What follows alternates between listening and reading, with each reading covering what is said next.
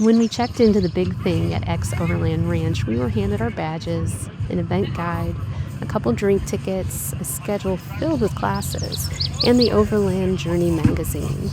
But honestly, before we arrived, we were not completely sure what kind of event the big thing actually was. Was it an overlanding expo? Was it a training event? Was it a camping weekend? Or was it mostly about meeting other travelers and becoming part of the overland community? After spending the weekend there, we understand the event much better. There were things it did extremely well, and a few things could have been a little better for us, and several things we wish we had understood before we arrived. So if you're thinking about attending the big thing next year, this is what it is like for us as first time attendees, who we think will get the most out of it and how we would approach the weekend differently next time. The big thing takes place at XOverland Ranch in Three Forks, Montana. We arrived after already being on the road for more than a month, and this was our final major stop of our trip. Arrival and check-in took place between 1 and 5 on Thursday afternoon. The process was straightforward, although we did not film the actual check-in desk. You drive into the ranch, greeted by staff, pull into the main building, and there you go in and check in.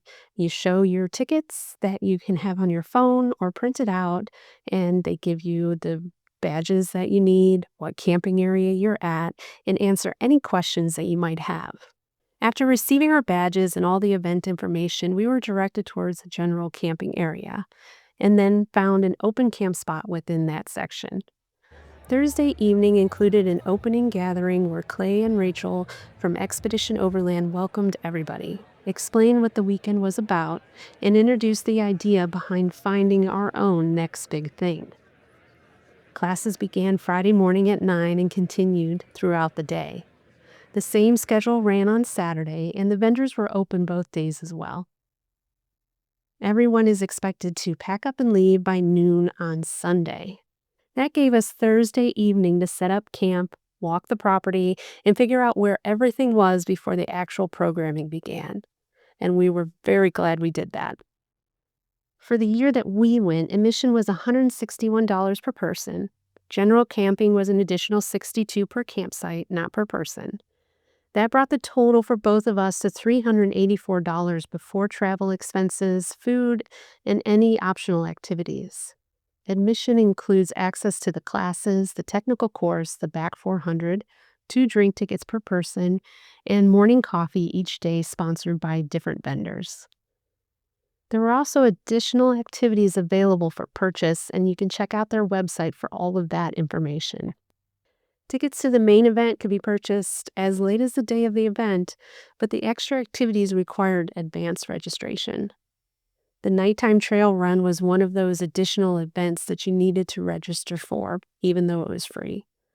The technical course and the back 400 were available during their posted operating hours and were included with the admission. So did $384 feel reasonable for both of us?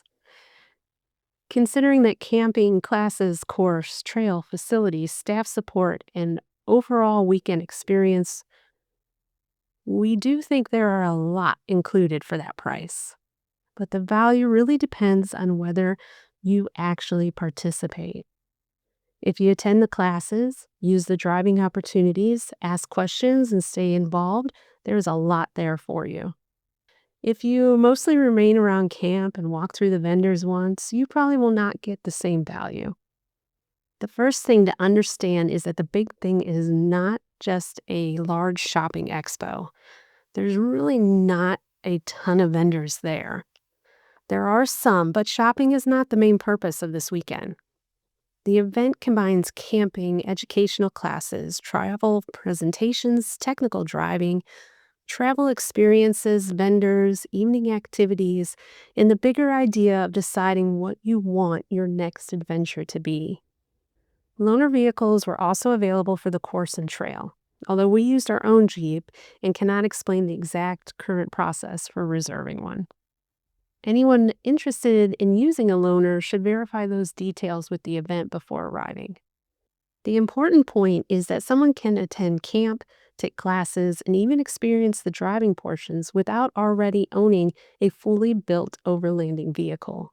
That makes this event especially approachable for someone who is interested in overlanding but doesn't know where to begin. General camping spots were marked with flags and measured approximately 10 feet by 20 feet. Larger camping options were available for bigger rigs and setup and did have an additional charge. We were directed towards the general area and chose an available flag space. We ended up right next to the media section without realizing it until later. The camping and some of the event areas were set up in the fields with thick, dry grass and straw underfoot, with a gravel drive running through the property. Most of the important areas were fairly close to the general camping, but you could expect to walk across uneven grass throughout this weekend. The classrooms had seating, but there was no attendee shuttle moving people between locations. Someone with limited mobility, difficulty walking on uneven ground, or health concerns related to heat should plan accordingly and contact the event ahead of time with specific questions. They are always happy to help. After we set up on Thursday, we walked around and found the hub, classrooms, vendors, food trucks, courses, restrooms. We were told there were showers, although we didn't use them, and the evening gathering areas. The event guide listed the title and location for each session, and once we understood the property, everything was fairly easy to find. Our advice is to take that walk immediately after setting up. Don't wait until 5 minutes before a class starts to try to figure out where it is and if you have enough time to arrive. We would say one of the strongest parts of the big thing was the staff. They were some of the friendliest and most helpful people we encountered during the entire event. There always seemed to be somebody close enough to answer a question or help if anything came up, and they were always asking if you needed anything. It never felt like you were ever bothering them by asking.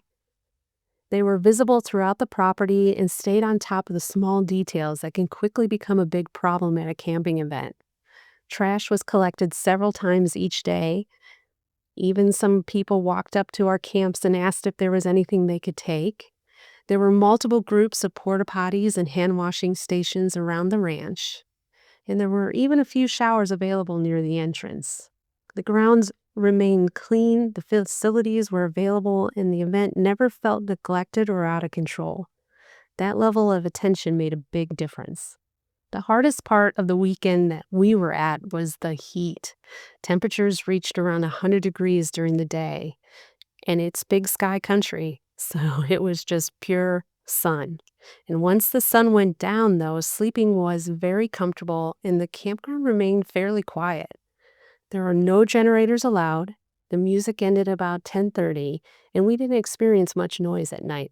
But during the day, it is hot. We had our awning out at camp, but the sun moved. We had to keep adjusting, just like everywhere else, where we sat to stay in the shade. The event did what they could to help. There were fans inside the buildings where classes were held, misters near the hub, and staff members even drove around handing out popsicles. And those details are very much appreciated. Every year will be different for weather, but this is the outdoor event in Montana. Do not assume it will automatically be cool. Check the forecast, bring more water than you think you need, have a reliable shade plan, and bring sunscreen, hats, and anything else to help manage the extended time outdoors. And if you're bringing a pet, think carefully about the actual conditions will mean for them. Buddy is 16 during this trip, so keeping him cool had to come before whatever activity we wanted to attend. And at one point, Chris was holding him up beside the misters just to give him a little bit of relief, which he enjoyed and was actually licking the water in the air. Bringing him affected how long we could go away from camp and how we moved throughout the weekend. For us personally, the classes and presentations were one of the strongest reasons to attend. They were also the part we wish we had planned more carefully. Classes ran from 9 in the morning until the evening, with several sessions happening at the exact same time. There was no realistic way to attend everything that interests us.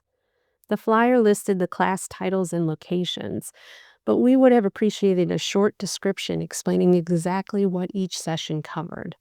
Some sessions were instructional classes. Others were built more around somebody's travels, what they experienced, what they went through, and what they learned. Maybe call them something like storyteller sessions or travel presentations so attendees understand whether they're choosing a particular instruction or an experience based story. We would also like to see some of the classes labeled by general experience level. Beginner, intermediate, advanced, instructional, and storytelling labels would have made our planning much easier. We would also like for some of the popular classes to be repeated at different times. So if a session was offered Friday morning, offering it again at a different time on Saturday would have given people more of an opportunity to attend. We understand that this depends on the speakers and the overall schedule, but several classes overlapped with other presentations, driving activities, and scheduled events. Our frustration was not that there was too little to do, it was that there was more than we could fit into the 2 days. If we attended again, we would study that schedule before arriving and choose our own non negotiable sessions first. We'd also be more willing to split up. Chris could do one class, I could do another. Chris and I usually experience and film things together, but when two important sessions overlap, it would make more sense for each of us to attend one and compare notes later. Or if one of us needed to stay by camp with Buddy, the other one would go to a class. One of the most valuable sessions for us personally involved Iceland and international vehicle travel. We learned more about shipping a vehicle overseas and what exploring Iceland with the Jeep could realistically involve. We've talked about international travel before, but hearing directly from people who have done it made the idea a little more possible for us. That is where the storytelling presentation can have real value for you. They may not always teach you step-by-step process, but they can show you what is possible, what someone learned, and what questions you should begin asking. That session made us look more seriously at where Rome Elevated could eventually go and what our own next big thing might be. The technical course and back 400 trail became the most personal part of the weekend for us. That experience, it turned into its own video because for me, it became much more than just a driving over obstacles. But strictly as part of the event, we think the course was one of the strongest features. It was difficult enough to make new drivers nervous. There were deep holes, off-chamber sections, uneven terrain, and situations where you had to trust the vehicle and listen carefully to the spotter. And at the same time, it was technical enough to check the skills of someone even with more experience. As an experienced driver may not consider it the most extreme course they'd have ever driven, but it still required attention to wheel placement, vehicle angles, line choice, and how a particular setup responded. It didn't feel pointless for an experienced driver, but it also was not designed only for experts in heavy modified vehicles. That balance made it useful for a wide range of drivers. The course was also extremely well staffed. At every obstacle, someone was there to explain what it was, what the vehicle was likely to do, and what the driver should expect. If you needed guidance, they were ready to spot you through it. The support can make a big difference for someone who has never driven an obstacle like that before. It lets a new driver lean into a controlled, supported environment rather than discovering something alone on an unfamiliar trail. Technical driving always carries some risk, but you're not out there blindly going through the course. The staff are very attentive, clear, and willing to help. You could drive your own vehicle or use an available loaner. We chose our own Jeep because learning how the vehicle you actually travel and behaves is extremely valuable. A loaner gives someone without off-road vehicle the chance to participate, and it can also let a more experienced driver compare how another vehicle handles on the same terrain. Because we didn't use a loaner, we would tell anyone interested in them to confirm the current registration, licensing, and availability requirements directly from the event. We think the big thing could especially be valuable for someone who is completely new to overlanding. During one weekend, you can attend a beginner class, learn the travel planning, ask vendors questions, hear stories from experienced travelers. For an experienced driver, it can expose a habit or vehicle limitation that ordinary driving never reveals. The best approach is to be honest about your experience, ask questions, and treat the course as a place to learn, not somewhere where you have to prove yourself. The vendors are set up Friday and Saturday. The area was large enough to explore without making the whole event feel like some large-scale sales floor. A lot of the value came from seeing products in person and asking questions. Our advice is to focus on problems you actually need to solve. It is very easy to walk around through an overlanding event and suddenly decide you need 15 things you never heard of before that morning. There were food trucks available, but we still recommend arriving prepared to feed yourself. Treat the trucks as a bonus, not the entire meal plan. If we were attending this event for the first time again, this is how we would approach it. We would arrive Thursday early enough to set up without rushing. Then we would walk the property, locate every classroom, find the course, restrooms, showers, vendors, and evening gathering areas. Before Thursday night was over, we would choose our highest priority classes and add them to the events on our phone. On Friday, we would focus on the classes we absolutely did not want to miss and work the technical course around them. On Saturday, we would attend everything we missed, ride the back 400, spend more time with vendors, and make a deliberate effort to meet more people. If there were any additional activities we wanted to do, we would make sure we'd register before arriving. And we would leave enough time open in that schedule to not turn the whole weekend into a race. You can't do everything. The goal should be to leave with the experience and information that matters most to you. The value comes from choosing classes, participating in the activities, asking questions, and making your own plan. This event offers a lot, but you have to actively use it when it's offered. Yes, we would attend again. Now that we understand what the event is and how the weekend works, we would arrive with a much clearer plan. We would prioritize the classes. We'd be willing to split up when important sessions overlapped. We would register early for additional activities if we wanted to do them. We would make more deliberate effort to meet more people, and depending on the weather, we might make a different decision about bringing Buddy. Our first visit taught us a lot of how to use the event. A second visit would probably feel very different because we would know exactly what we needed and wanted from the weekend. The big thing was well organized. The staff were some of the friendliest and most attentive people we met, and there were more learning opportunities than we could realistically fit into just 2 days. The technical course could challenge a nervous beginner while still giving an experienced driver something to think about. The classes gave us practical information and introduced us to possibilities we had not seriously considered before. For me, the event also became the place where I finally stopped sitting in that passenger seat and began facing one of my fears. And for both of us, it made international travel with our Jeep feel a little less impossible. So was the big thing worth attending for us? Yes, absolutely. Not because every part of the weekend matched what we had imagined, but because we left with more knowledge, a better understanding of our Jeep, new ideas for future, and a clearer picture of what we could do differently next time.